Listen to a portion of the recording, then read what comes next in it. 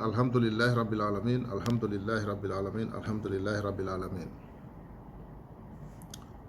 Fellow Gambians, as Gambia government extends lockdown, what next for those Gambians whose livelihoods are badly affected by anti-COVID-19 restrictions? It is very evident that the coronavirus COVID-19 is a crisis like no other the world has faced in recent decades in terms of its potential economic and social impact. However, we highly welcome the stringent health containment measures by the government of the Gambia. But these measures have also brought a large share of our economic activity to a halt, leaving many very poor and vulnerable people in our society without a way to make a living. As can be seen in the Gambia, the pandemic is pushing thousands of our people into extreme poverty. The poor masses are bearing the most severe impact of the pandemic-related containment measures imposed by our government. The clear disruptions in the food supply and markets and the ability of Gambians, especially the less privileged ones, to deal with the potential shortages or price hikes for food and other necessity items have become very low. And imagining data suggests that the poverty and distributional impacts of COVID-19 in the country are materializing fast with their consequences. One vividly sees the frustration, anguish, and depression written all over the faces of most Gambians. They have nothing to live on and are being asked to stay home. Many family breadwinners today can hardly afford $30 in fish money to feed their families, according to some complaints. And now there is an effort by the government to extend lockdown restrictions. The measures taken to contain COVID-19 is likely affecting our people in painful ways, such as job loss, loss of remittances, high prices, etc. Thus, as the pandemic and its containment measures push our people into poverty, the question that readily comes to mind is, has the government of the Gambia taken adequate measures to alleviate the negative social impact of COVID-19 in the Gambia?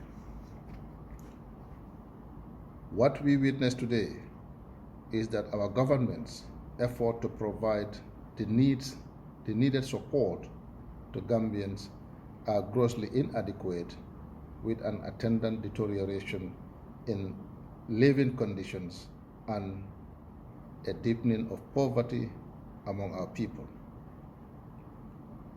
While the impacts are being felt by almost everyone in the Gambia presently, it is vivid that they are being felt in deeper and longer lasting ways by the less privileged ones in our midst, who are more vulnerable for several reasons.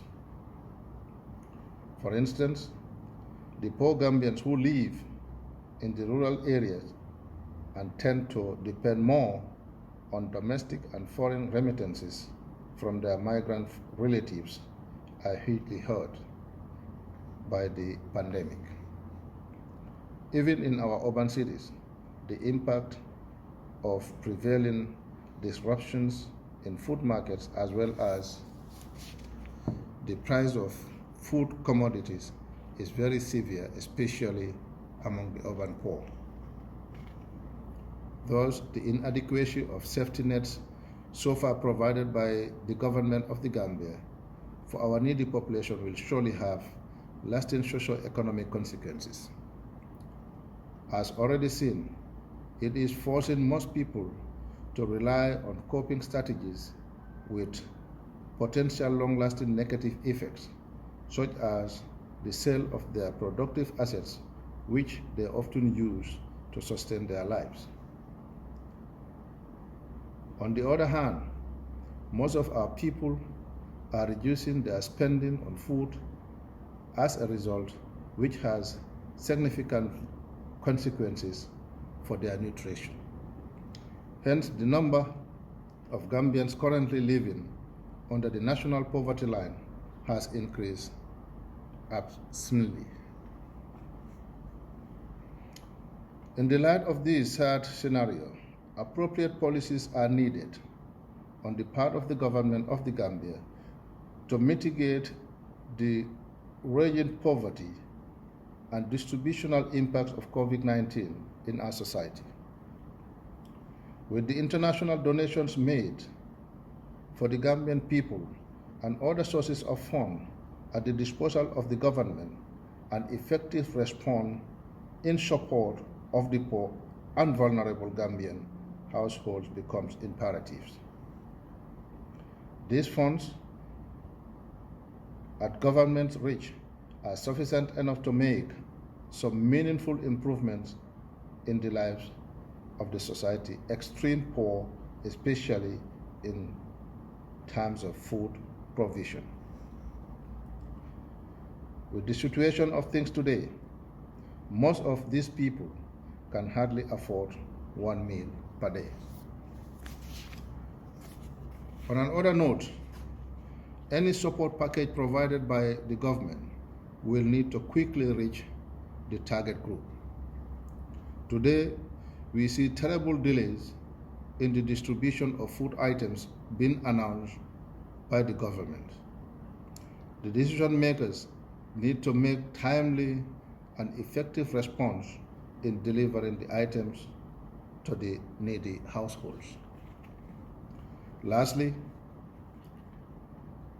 with the available facilities and with the support of international development organizations, the government is expected to monitor the unfolding economic and social impacts of COVID-19 crisis in the country, including prices, food security, coping strategies, and other outcomes closely related to the risk of falling